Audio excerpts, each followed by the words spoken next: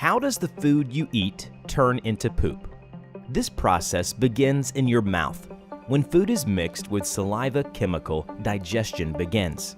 In saliva, there is an enzyme called amylase, which is responsible for breaking down carbs.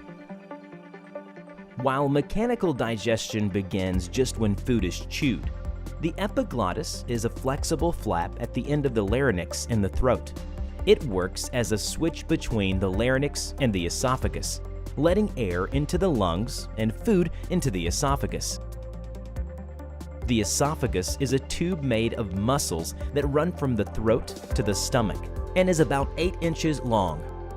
The esophagus uses a process called peristalsis, which involves moving food from the mouth to the stomach. This process looks like a sea wave going through the muscle.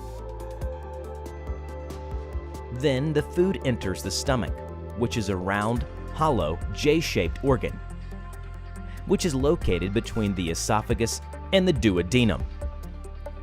The stomach has 3 mechanical jobs. First, the stomach has to store the food it has received in liquid. And for this to happen, the muscle in the upper stomach has to relax so that it can take in a lot of food.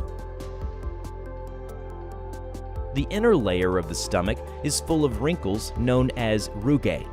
These allow the stomach to stretch and make room for large meals, helping the digestive system to grasp and move food during digestion. The second job of the stomach is to mix the liquid from the food with the digestive juice it produces.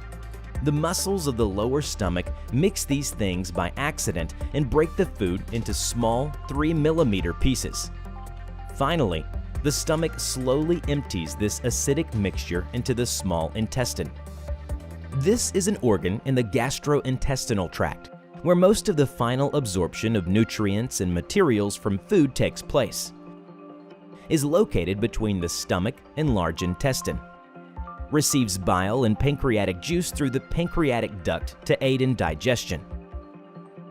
The duodenum is the first part of the small intestine. It gets food that has been partly digested from the stomach and starts to absorb nutrients. The duodenum is the smallest part of the small intestine. It is about 9 to 11 inches long and roughly horseshoe-shaped.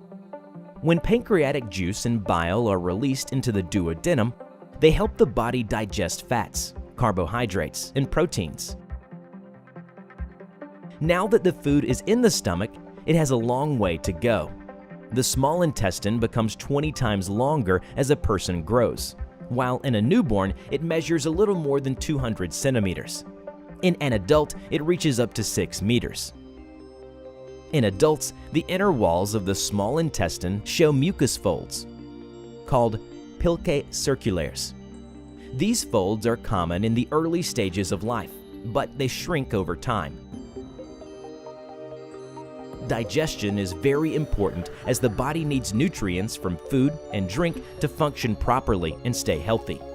Nutrients include proteins, fats, carbohydrates, vitamins, minerals, and water.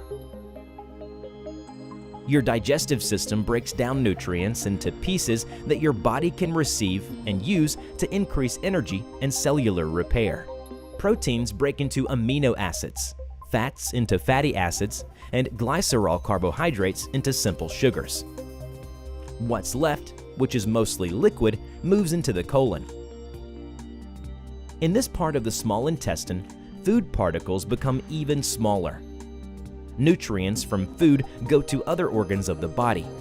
Water is taken up by the colon, while bacteria in the colon break down what's left, and the colon moves leftover material into the rectum. The rectum is like a storage support for waste.